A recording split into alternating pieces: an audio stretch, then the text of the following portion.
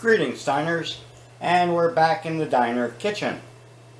I wasn't originally going to do this portion of the video on the ribeyes, which is preparing the marinade for the skillet steak, but I looked at the original video on the dry rub for the outdoor version, and it had some deficiencies, like the lighting really sucked.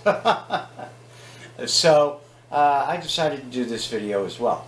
And even though the marinade is top secret, I figured it wouldn't hurt to reveal it at this time, since the end of the world as we know it is imminent.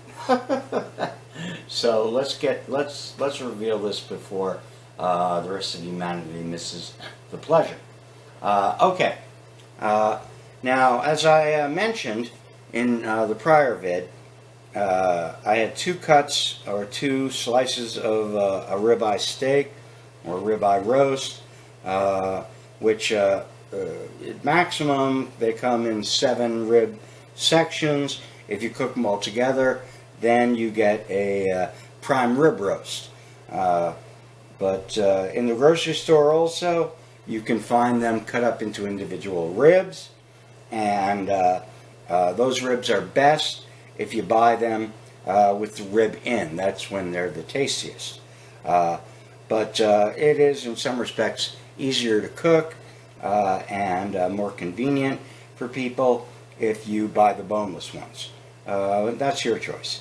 Now, these two cuts, one had more fat, and that one went on the barbecue, and the one that I'm using here for the marinade has a little bit more meat, and it's more consistent and more connected. So I can cut it out if I want to. I'm not sure I will yet, but I can. And if you look at this particular piece of meat, and this is one of the deficiencies in the other vid, which was you couldn't really see, the marbling on it is prime. I mean, it's really got nice fat marbling in it, and that's a good looking piece of beef all around. Now, if you buy a piece of meat that looks like that from Chicago Steaks or Omaha Steaks online, you're going to pay $30 or $40 a pound. I paid $12 a pound for this at Three Bears, which is a very, very good price for this cut of meat at this grade. Now, you might say to me, R8, a $12 a pound piece of meat is not in the Snap Card Gourmet budget. Well, yes and no. It's not in the Snap Card Gourmet budget every night, that's for sure. The Snap Card Gourmet budget every night is around $5 average for $150 a month total. But if you budget your rest of your meals at $4 a piece, then each week, at the end of the week, you're going to have an extra $1 for each day, $6, plus the $5 that you would have had for a meal on, say, Sunday night, and that's $11. And one piece of beef like this is going to feed 2 people. I mean, at least 2 normal people, not pigs. In my younger days, I could have easily consumed one of these by myself, but these days, if I can get through half of one of these in one sitting, that'll be very good. So it is within the realm of Snap Card Gourmet if you have budgeted yourself the rest of the week. And then it depends a lot on what else you use to fill out the meal. Rice and beans, is a good addition, which are going to come in very cheap. And then you buy fresh veggies, or you grow them yourself, even better. So that's some green beans, say, or some broccoli, maybe asparagus, whatever. So you can still stay within the budget of the Snap Card Gourmet and eat one of these luscious and delicious pieces of meat for the Snap Card Gourmet budget. Of course, you know, vegans and folks who are concerned about the way we're using our land and the amount of water that cattle consume, how much they fart, and all the methane they put up in the air, and all the rest of that stuff, would not approve. But, you know, this is one of those things you can't change, and as long as you can't change it, you might as well enjoy it while it's still here. And that's generally my philosophy. I don't worry too much about what I can't change. So, all right, let's get on to creating a marinade for this particular piece of beef. Now, when you look at this video, you probably think that I'm being sponsored by Worcestershire Company, Lee and Parents. That's not true. That just happens to be the bottle that's out front.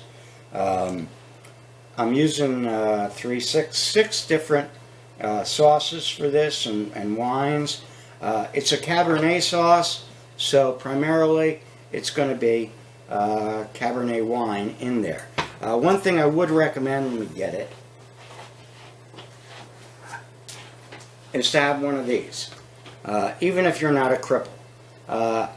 These suckers can be fucking hard to open up, and if you have one of these, it gives you leverage, and you can crack open the top with relative ease, which you cannot do with just your hands. I mean, I used to use pliers and all sorts of stuff, but these guys are real nice and real handy to have. I don't know who makes it, so I'm not a sponsor for them either. Okay. So, let's add some wine. Whoa, before I fall and can't get up. And we'll be fairly liberal with the amount of wine we add. Yeah, that's about maybe a quarter of a cup. And then we will go for our other main ingredients, which some balsamic vinegar, and add a decent amount of that. Now, you know, a lot of cooks will give you numbers on these things, but I never do them by the numbers. I just kind of look at it and say, that looks like enough. And so my recipes never come out quite exactly the same from one time to another. But they never come out too bad. And now I'm going to add some olive oil. You want olive oil because that's going to mix in any organic stuff into the meat that the inorganic solvents like balsamic vinegar and wine don't mix in. Well, wine has some organic solvent and alcohol, so it's sort of half and half. But it also adds flavor, and it adds richness, and it makes it saute better. So it's a good addition. Then I'm going to add some hoisin sauce, and that's kind of sweet stuff and nice. I'm not going to add too much of it. That should be enough. That's about a tablespoon, I would say. And similarly with the Worcestershire sauce, I'll add about, I think a little less. I'll add about a teaspoon of that. And finally, in this particular marinade, I will add some pepper sauce to spice it all up. This is Key West Cayenne pepper sauce. And you can use the pepper sauce of your choice. And there are many. You know, you can go all the way from fairly, what I would call mild stuff, like,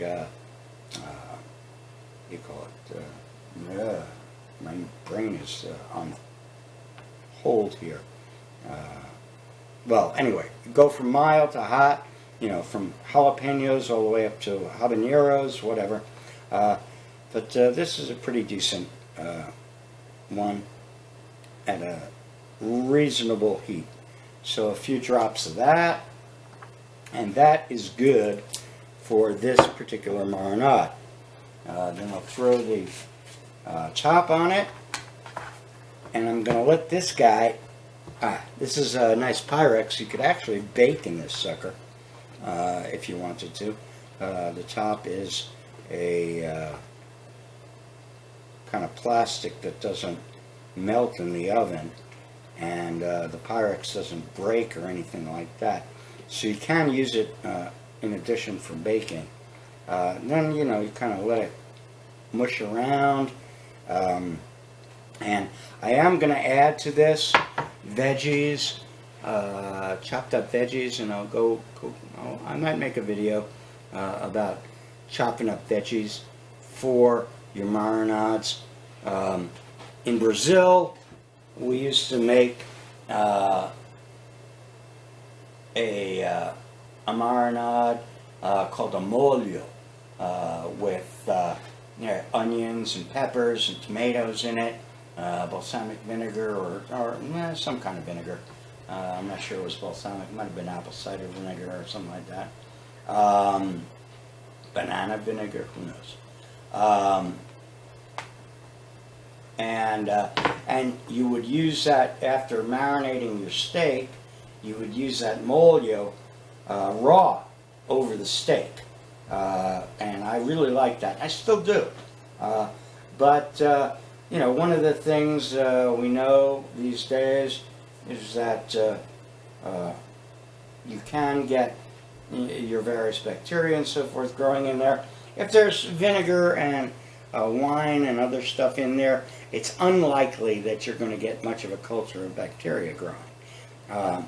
And raw, all those veggies with the wine and the vinegar all together, ladled over the steak, that's delicious. So I still do that.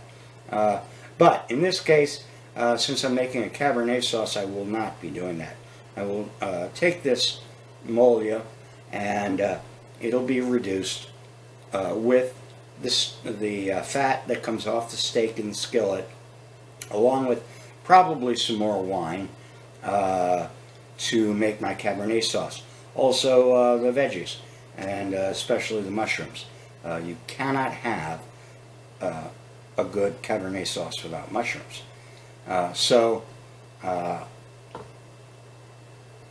This will probably not be cooked for another couple of days, because I still have to do tonight, or in an hour or something like that maybe, I'm going to go out and barbecue tonight's steak. And then that's going to also make me a steak sandwich, at least one, probably, maybe two, depending on my appetite. And so I won't get to this for a little bit, which is okay, because that'll just give all these flavors a time to blend inside the meat. And I'll turn it over a few times in the fridge to let both sides soak in evenly. Okay, so that is the prep for the skillet version of the ribeye. And we'll actually do the cooking of that in a couple of days.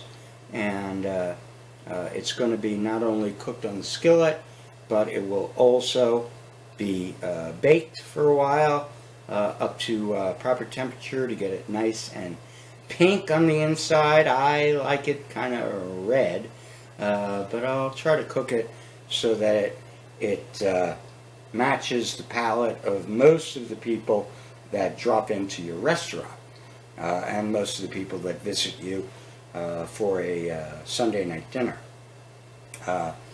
Most people don't like their meat still mooing, as I do.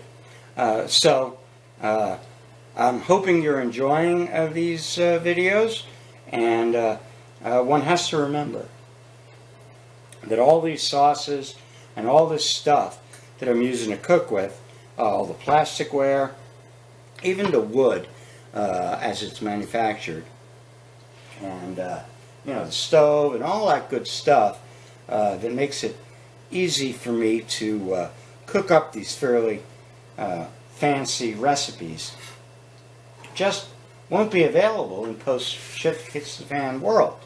You're not going to have that selection of stuff. So you're going to have to make do with other things as they avail themselves to you. What those things will be will depend on your neighborhood and what meats are available and what fish, etc., etc., etc. You're not going to have the selection you have today of these things. So while they're available, I suggest you enjoy them. And that's all the doom. This time until next time, here on the Snap Card Gourmet on the Doomstead Diner. Later, folks.